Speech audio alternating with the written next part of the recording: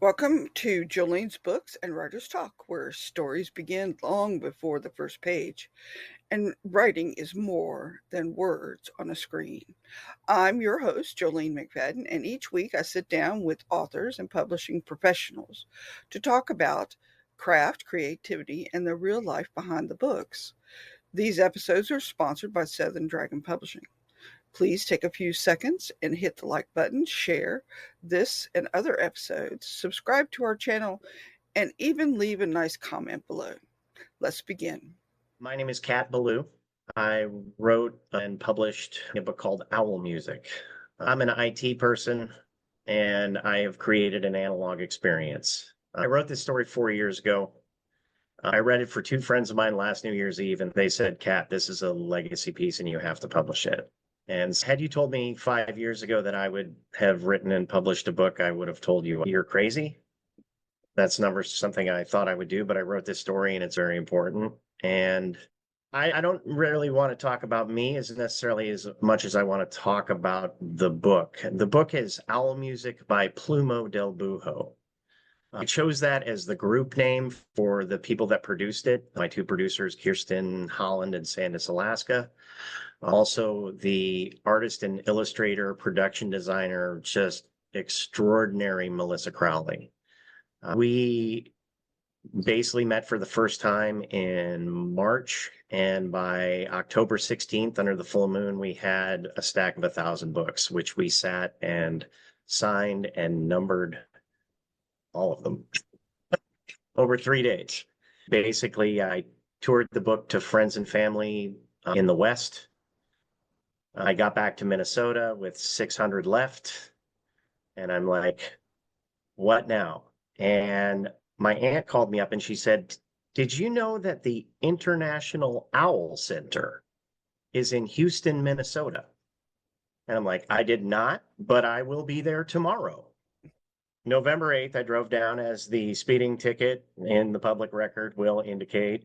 I was late for the 2 o'clock program at the International Owl Center in Houston, Minnesota.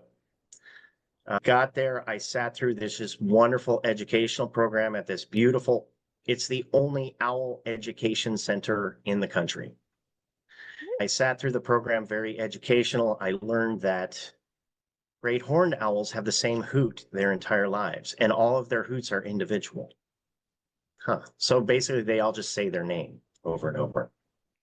Anyway, so I sat through the program, and I was like, very humbly, I had a copy of the book, and I was like, my name's Kat Beaulieu. I wrote this book called Owl Music. Will you give me 7 to 10 minutes to read it to you? If you don't like it, you'll never see me again. And their shoulders shrugged, and they're like, we'll get our executive director. Enter Carla Bloom, executive director of the International Owl Center in Houston, Minnesota. She says to me, just so you know, everyone and their sister who writes what they think is a cute little owl book comes here. I will give you your 7 to 10 minutes, but don't get your hopes up. I am very picky when it comes to owl books. I sat down, I read it to her, I turned to her. She had a humongous smile on her face and said, that book is very good. They have sold over 100 copies in 5 weeks, just to people coming into the center. She hooked me up with a booth at an ornithologist convention. I am now a sponsor of the International Festival of Owls in Houston, Minnesota, March 7th, 8th, and 9th, which I did not know was happening, but people come from all over the world. What this book is about is it's really about listening. And as I've gotten to know Carla, the director of the Owl Center, I heard her research at this ornithologist convention. And her research was for, I think, 3 years, putting 2 microphones out each night, listening for barn owls.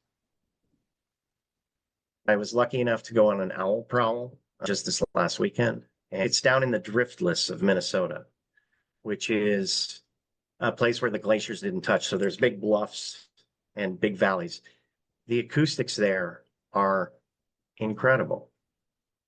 And meeting Carla and her research into listening. And she got a copy to Jennifer Ackerman, who wrote a book called What an Owl Knows. Anyway, so she got a copy to her, and I got an email kind of out of the blue from her with a public comment that said, "Owl music is pure magic.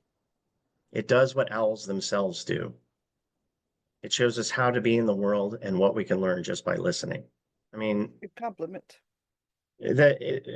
I found a feather very much like this one 4 years ago, and I took it to a meditation retreat. And that feather told me this story. And a lot of people who read this book, they cry. It's a straight heart shot and something I am incredibly proud of. I'm figuring out how to sell it. I'm trying to, but it was really something I just needed to make. And the initial response from the first 1,000 copies that I printed was so overwhelming that I've paid for 5,000 more that I have sitting in my basement behind me. Actually, in the coffee shop, somewhere in the back room, we've got 5,000 copies of Owl Music.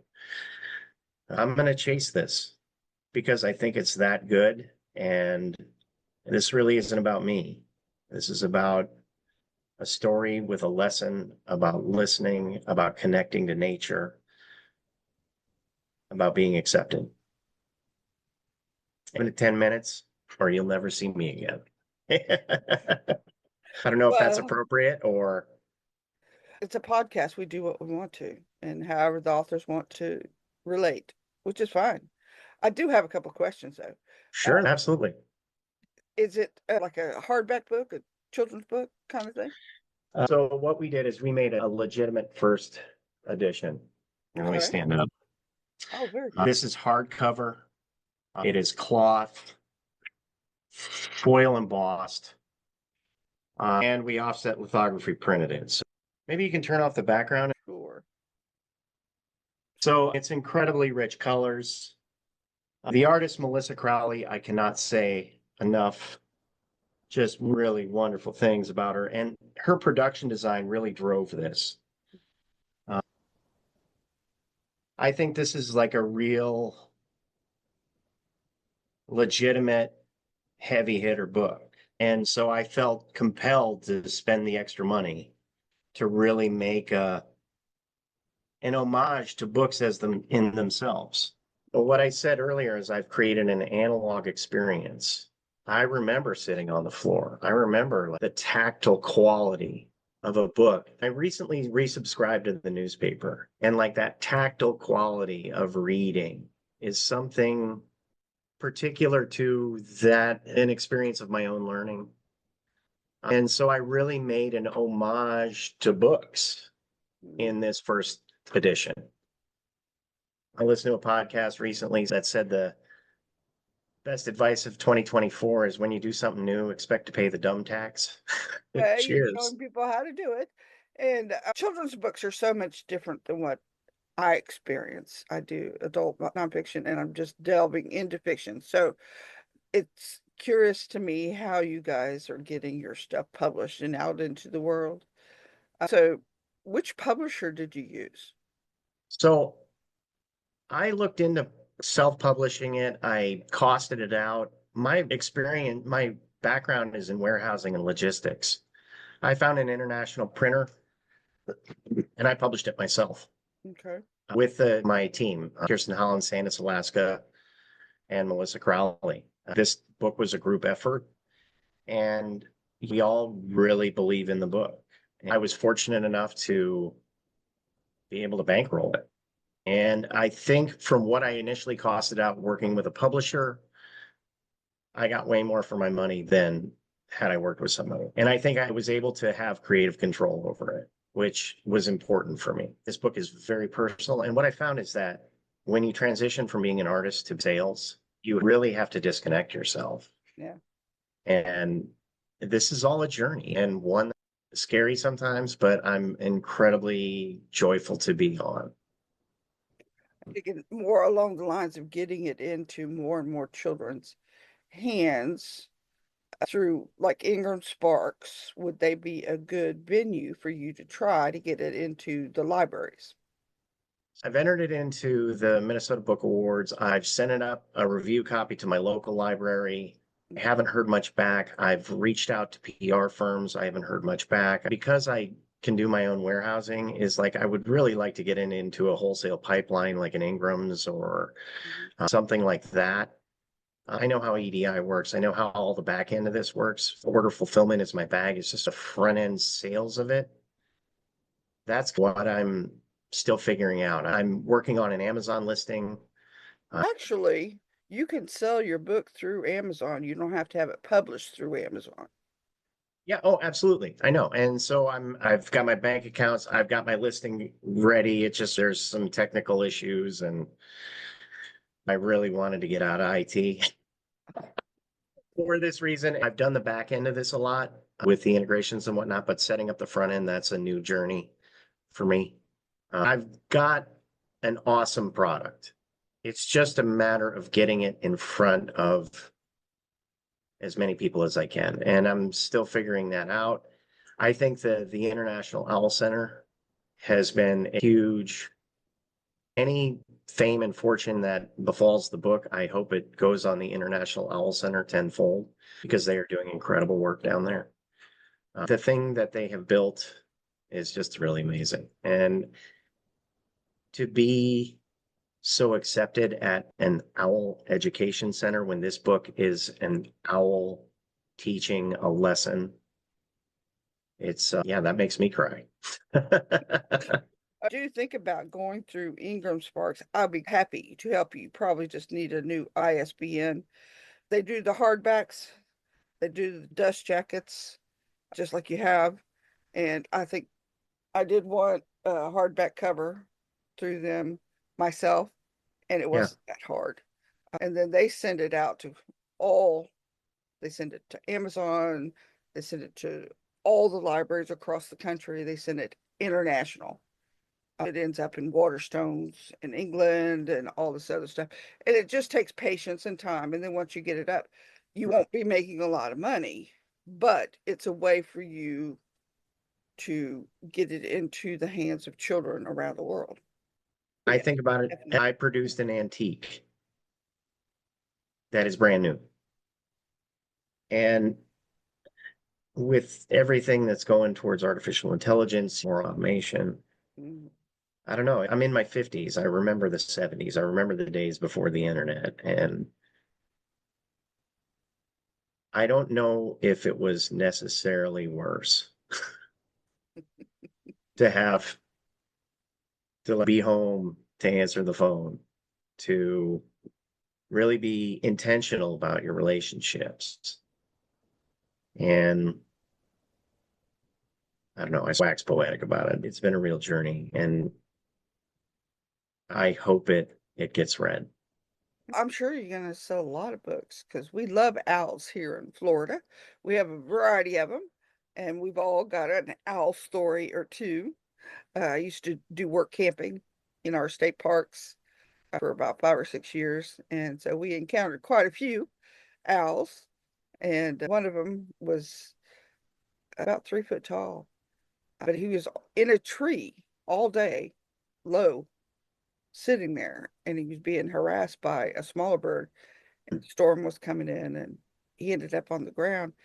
We had to call the naturalists to come get him because there was something wrong with him because he let me close to him. Me and my daughter, we tried to protect him from the harassing bird until the naturalists could come and get him. But his buddies used to tease her terrier. They would cackle Oh, at him be when he careful. got out. My aunt had a Pekingese that was disappeared one night. They don't weigh hardly anything, them Pekingese Yeah. little hair. But he was a good solid thing, and he was a coward. But he'd just bark at him and they cackle at him back and teasing him to come out. Owls are significant and owls, they have a rep. Let's just say owls have a rep with darkness and death in some cultures and the underworld. And this book is really about owls just love music. Yes, they are night creatures like myself. and we do like to listen to music and howl at the moon when we can. You Well, gonna give me my 7 to 10 minutes? yes. It's called Owl Music by Plumo del Buho, with illustration by Melissa Crowley. To the owl that lives in the barn at Kimes Ranch, thanks for the feather. To that little group of caretakers that showed me its meaning, and to Kirsten and Sandis for helping to make it sing. Much love for those who truly listen. Owl lived in the forest. He lived in darkness and quiet. On the new moon, when it was darkest, the caretakers of the village would come to the forest to sing and play music. Their songs offered protection and guidance to the village. The caretakers had many different instruments. They would sing, whistle, drum, play flutes, and stringed instruments. Owl loved to listen to the music. Owl had no instrument, yet he would try to play along. He flapped his wings and danced on his branch, but made no sound. Owl's song was a secret song, only heard by those who truly listen. Some of the caretakers feared Owl because Owl lived in darkness. Some thought that Owl represented death and deceit. They would shoo Owl away when they would see him. This made Owl sad because he loved their music. Owl knew that if the caretakers could hear his music, they would understand that he was not dark or malicious. He just loved music. He wanted to listen to the caretakers' music and join in their songs without being feared. So Owl stayed in the shadows, but continued to play his own song. For years, Owl listened to the caretakers secretly. He practiced on his feathers and improved his song. One fall, a great sickness befell the village, and the caretakers came to the forest to sing and heal. All of the caretakers were called. A young one, Plumo, had not been a caretaker long, but was invited to come lend his music to the song. But I have no instrument, he said when the head caretaker invited him to join. I cannot possibly play music with you. Come anyway. We need all of our voices. The more voices, the louder the song, and the better we can care for the village. Owl heard this and had an idea. I will write a song for them. That night, Owl found Plumo when he was alone. Plumo was afraid at first. He was told Owl was dangerous and represented bad things. Owl said, "Do not fear me. I am here to give you a gift. I am bringing you an instrument." At the excitement of receiving a gift, Plumo's fears were eased. He watched as Owl dropped a single feather and said to him, "Here's your instrument." "But Owl, this instrument makes no sound. How am I to play something that makes no sound?" Plumo said. "I will teach you my song and you will bring it to the rest of the caretakers," Owl said. Owl showed Plumo his song. Owl made him practice. Plumo felt strange playing a song on an instrument that made no sound, but Owl assured him that the music could be heard by those who truly listen. As Plumo learned the song slowly, he began to feel something. He still could not hear the song, but he could feel the rhythm of it. The more he played, the more he felt its beauty and motion. Finally, Owl was satisfied that Plumo had learned his song well. "Now go play your instrument with your friends." Plumo returned to the rest of the caretakers and started to play his feather along with the communal song. The feather made no sound. Some of the other caretakers sneered, laughed, and said, "Why are you playing an instrument that makes no sound? What good is that? Your feather brings darkness and deceit." Plumo told them about his interaction with Owl, how he loved their music and just liked to listen to its beauty and silently play along. Plumo explained that Owl had given him the gift of a feather instrument and taught him a song on it. A communal chuckle came up. The head caretaker quieted the laughter and said, "Are you ready to play this song for us?" "Yes." Plumo took a deep breath and began to play. Owl saw him from the shadows and started to hear his song. Plumo silently danced as he played the feather. The caretakers who were truly listening heard nothing at first. They were listening so hard that they began to hear the wind in the trees. They heard the river. They heard the dry leaves on the forest floor. They could hear the cicadas, the wolf, and the loon off in the distance. They could hear the beaver as he slept. They heard the thunder from far away. The entire forest began to sing with Owl's song. The caretakers could hear it all. They were in awe of the rhythm they heard in the quiet of the feather playing. Plumo finished his song and all were amazed at what they had heard. When they returned to the village that night, the sickness had eased and people were feeling better. Later that night, the head caretaker visited Plumo. "Thank you for bringing Owl's song to us. It is important that we listen for healing and care from the world," the old caretaker said. "Please tell Owl he is welcome to sing with us any time." "Did Owl tell you the name of his song?" Plumo quietly smiled and said, "Stillness." Now owl music is always heard by those who truly listen when the caretakers play their songs. Listen for it. That was lovely. Thank you. The illustrations are really great. Melissa Crowley. It's beautifully stylized.